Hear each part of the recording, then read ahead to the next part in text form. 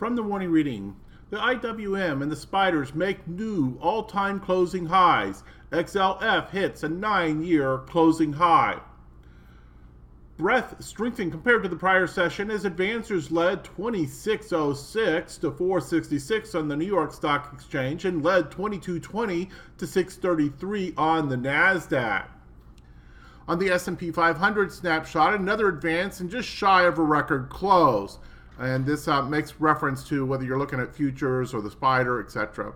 On the second market day of 2016, the S&P 500 posted another advance, up 0.57% and just 0.04% below its December 13th record close. In fact, the 0.66% intraday high about 17 minutes before the close was above that December close. Stocks in the S&P 1500 aren't following the major indices. Popular technical indicator, the relative strength index, is pushed higher on the S&P 500 index, but among stocks in the S&P 1500 index, there are a surprisingly large number of stocks that have an RSI that is closer to an oversold level. That has tended to lead to flat performance at best for stocks, at least for starting the new year at a new high or close to it. But when the S&P 500 is closed at a multi-year high on one of the first 3 sessions of the year, its return over the next month has been muted, with any further short-term strength usually failing. The rally has led to a collapse in fear. As much as the VIX index can be considered a fear gauge, options traders' worries have disappeared. The VIX has dropped below 5% on back-to-back days and closed below 12. Both events tend to lead to big spikes in the VIX in the ensuing weeks, though that doesn't always coincide with a drop in stocks. More than half of the core indicators are showing extreme optimism. With a little extra push on Wednesday, the percentage of our indicators showing an extreme jumped above 50%. In the past 10 years, only one other day has seen more than 50% of the indicators at an optimistic extreme. March the 2nd, 2015. That proved to be a short-term peak, not exceeded until briefly May, which led to a deeper pullback. Hello, this is Stephen Harris, a head trader from Falcon Global, where we model best practices for investors, traders, and day traders from entry to exit every trading day. In this daily video, I'll provide my opinion and insights of current market trends, market timing, volatility, and hedge risk levels for the upcoming day for the key U.S. financial markets. It is 6:28 a.m. Mountain Time, and I'm recording this in preparation for the market day of January the 5th, 2017. Full disclaimers are at the end of the video, but be aware that this is for educational purposes only, and only you are responsible for the investing or trading decisions that you make. Okay, let's go ahead and dive into the morning report. And at the time of this cut, all 4 of the U.S. broad-based indices had some weakness, but not much. And indeed, the S&P, the NASDAQ, and the Dow were all just down below scratch. The Russell futures were a bit weaker, down about 1/3%. Crude oil's up about 2/3%, actually about 3/4%. Euro's up about 0.4. Bonds are at scratch. And gold is up about 3/4%. In overseas action, looks like everybody was open. China's up about 1/4%. Hong Kong about 1.5%. Going the other direction in the Asian market is Japan, down about 1/3%. Germany and the United Kingdom are both down just below scratch. In terms of macroeconomic reports for today, of note for the United States, you have non-farm employment change, the weekly unemployment claims, ISM non-manufacturing, nat gas storage, and crude oil inventories, which has been moved to Thursday of this week. So be aware of that if you're trading in the commodity complex, energy complex especially. In terms of looking forward to tomorrow, we have the monthly employment report. So that's one of the big 4 of each month. So be aware of that. That'll be out before the market opens. Then you have trade balance, factory orders, and also during market hours, FOMC member Evans speaking. We had the minutes come out yesterday. There was a lot of chatter about the lack of clarity as to just where the economy might go under a new administration and so forth. So this might give some insight as to what's going on with that group. In terms of current volatility conditions, you can see short-term VIX has been dropping again down to a 10.68. Skew is benign. IV percentiles on all four of the indices are very, very low. The S&P at 11, the Russell at 12, the NASDAQ at 17, the Dow at a 14. We did have a big move put in on one index yesterday. The Russell index was up 2 standard deviation size move. In terms of the charts, let's go ahead and bounce over there. So on the S&P futures, you see we had this near record close. We're right up against the area of horizontal resistance. Let's go ahead and take a look at the spider version of this. And you see that also near record territory, but not quite there yet, really just coming into the prior swing high. Let's take a look at the SPX. I'm wondering what one of the morning authors was talking about in terms of a record close.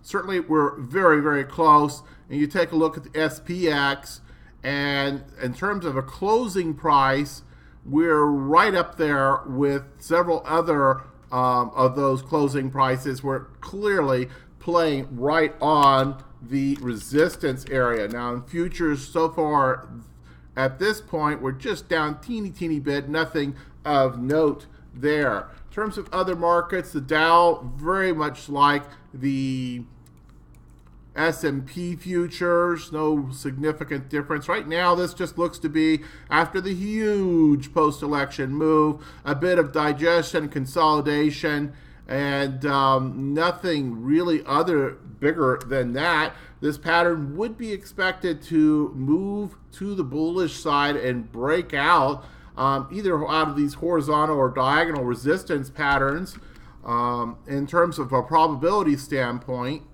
And NASDAQ, of course, had more weakness during the Christmas holiday period, but has broken out of that flag pattern, so the expectation would be that it should make a run back to the 49.95 area.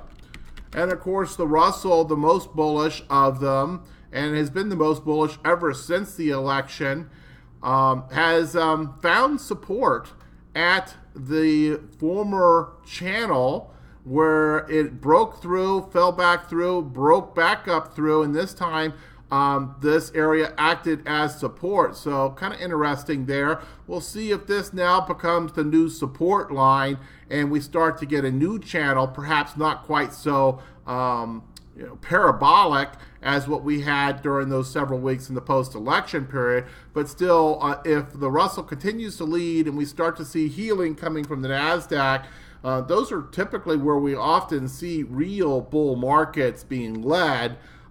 We do not quite have those conditions yet, but we'll continue to watch and see if those situations develop. Now, of course, crude oil has also been of interest late, having broken out of its own area of resistance, and then that area seemingly serving as something of support since then.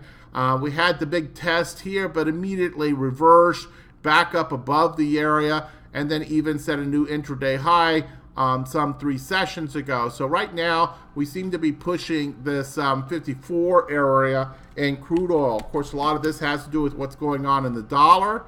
And you see the dollar has been a bit jagged of lately, but after its big move up, seems to be digesting and consolidating a little bit. Expectations would be that this would eventually resolve to the bullish side. That would have impact on gold as well. And of course, gold has been a bit of a retracement after having been really severely intermediate term bearish of late. And frankly, I would suggest that most people will look at this as an opportunity to acquire positions to go short. Remember, you're way under the cloud. Though we have started to push some moving average lines, gold this whole past year has been one of a kind of a technical chartist mess, and the primary intermediate term trend is clearly bearish at this point after having such a big move down. Really, you remember the 52-week high at 1377 last July, and ever since then it's basically been a mistake to ever get long for more than a few days on gold, and I would presume that to be the case until we get up above the cloud and start to have a series of higher highs and higher lows, and we do not have that right now. All we have right now is a higher low, I should say that a lower high. We'd have to go all the way up here really to establish a higher high, because none of this is really any kind of significant move to the upside swing high. I don't really see anything in there that I would define as a swing high. So this is right now is a lower high and a very bearish move. And a similar very bearish move has been the bonds. And again, that one has also been very much a mistake to get long in for more than a couple days along the path of this move down and the great bond unwind. And then we'll take finally a look at volatility. Volatility, of course, has been playing along with these 52-week lows. We had a bit of an uptick coming into the New Year's, but that's quickly resolved. And frankly, it's all noise. This is all noise when you're down this low. Anything between a 12 and a 15 is essentially noise. You see this kind of chatter in this band. Well, that's just normal bull market volatility range. And in fact, right now, we're just right at the 12 threshold. We closed below 12 yesterday, and frankly, when we're below a 12, we consider it a bit of a warning to the downside. And in speaking of that, let's go ahead and go to the daily report, and we'll get into some of those indicators. In terms of the intermediate term phase opinion, we're currently market phase 3 bull flags. We're up above all the key moving average lines. The expectation is higher highs and higher lows and kind of continuation patterns, bullish continuation patterns, it should be said. In terms of the 3 market timing signals, the first one coming to us from Investors Business Daily, IBD has us at a confirmed uptrend. The second mechanical signal, GMI index, is a perfect 6 out of 6, and the more sensitive GMI2 is a 7 out of 8. Buy signal on that has been in place since 11:10. And then the third one from Stock Charts Decision Point Scoreboard, we've had some recent deterioration on the NASDAQ. So we have, as you see on the short term, mixed signals across all 4 index.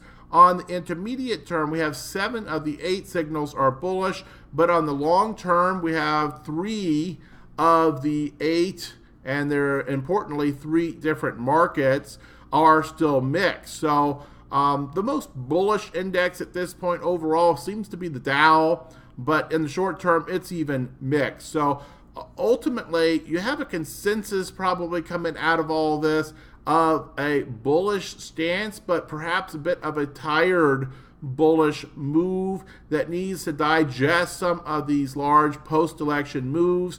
So short term, seems to be not the greatest place to be going in with a lot of new positions. And yet, if we do have a retracement or even something larger as a pullback into a correction to kind of shake things out as we start to move into the new administrative economy, we might be looking at that more as an opportunity to put on new bullish positions and something to be terribly fearful of. Overall, all the big economic, macroeconomic indicators and so forth that look at the primary economy are very positive, and I don't see a lot of areas of concern at this point.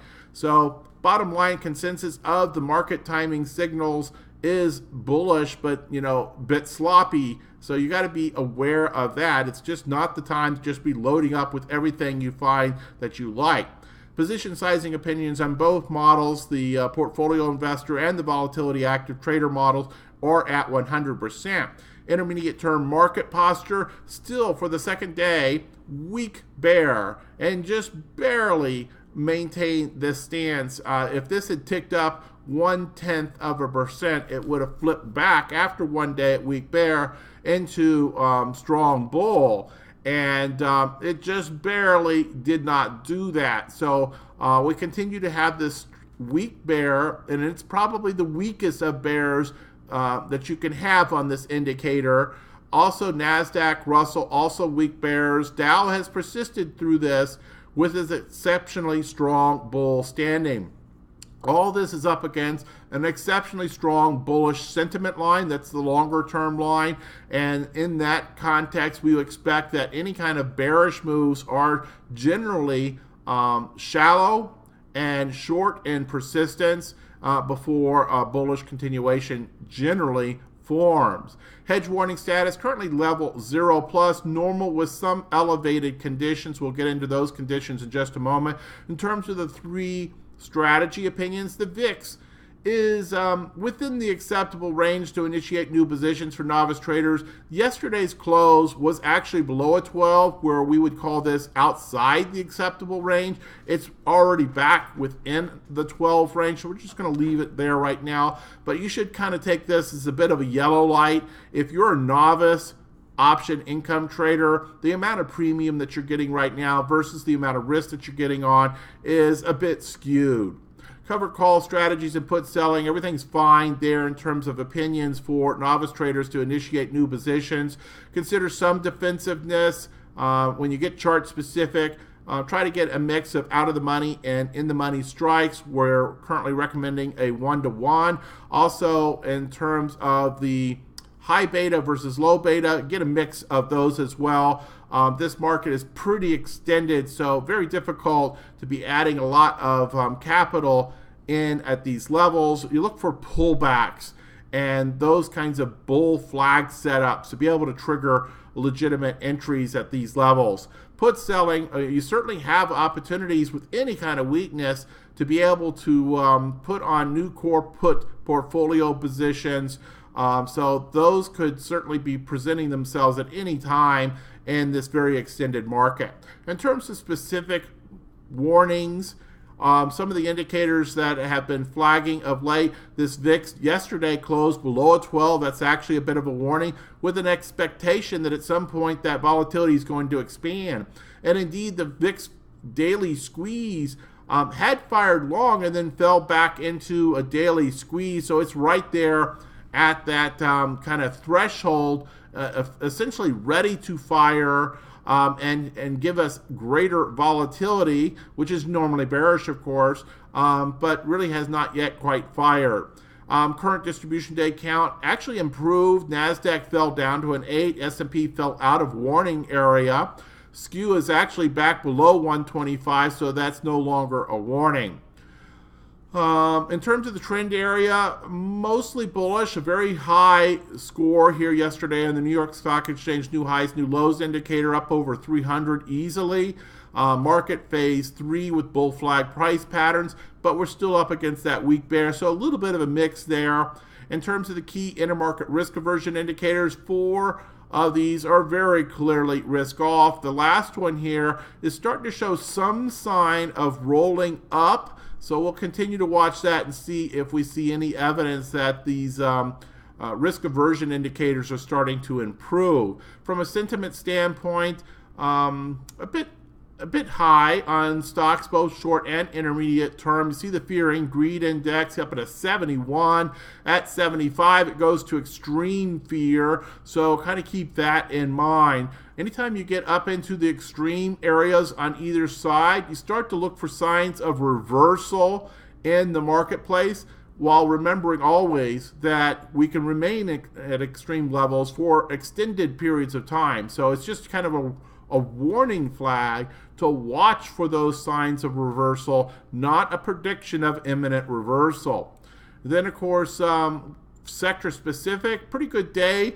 You see energy and telecom were negative, but mildly. And then most everybody else was broadly positive. Materials, consumer discretionary, real estate, financials.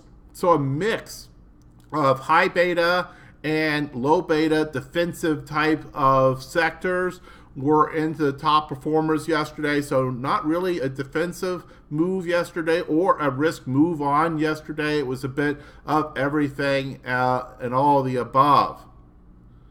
In terms of market postures, you see with the improvement yesterday, a lot of things resolved to all three time frames to the bullish side.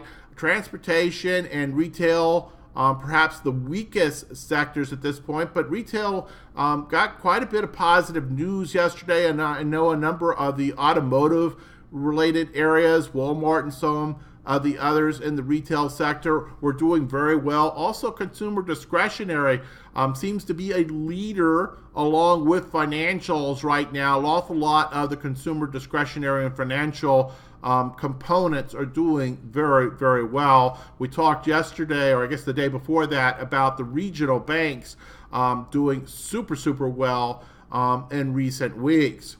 And you see the 1 day, 5 day, 1 month performance generally fairly positive across all these different time frames, and certainly nobody has a consistent negative performance. So and overall, all the sectors have been faring pretty well of late. That should be enough for today. We're up over 20 minutes, so let's go ahead and wrap this thing up. I'm going to move through these slides. Hit the pause button if you need more time for any of these slides. You see hyperlinks here for greater details to be obtained as well. A little faster than I wanted. There we go. And then disclaimers, as always. Hit the disclaimer, hit the pause button if you need more time to review the disclaimers. Also note the hyperlink down here at the bottom for the full set of disclosures. We should be back here next for tomorrow's market preview session from Falcon Global. In the meantime, manage that risk profile and you'll find the consistency that you're looking for, and seek to every single trading session learn something about your investing and trading craft. Good trading.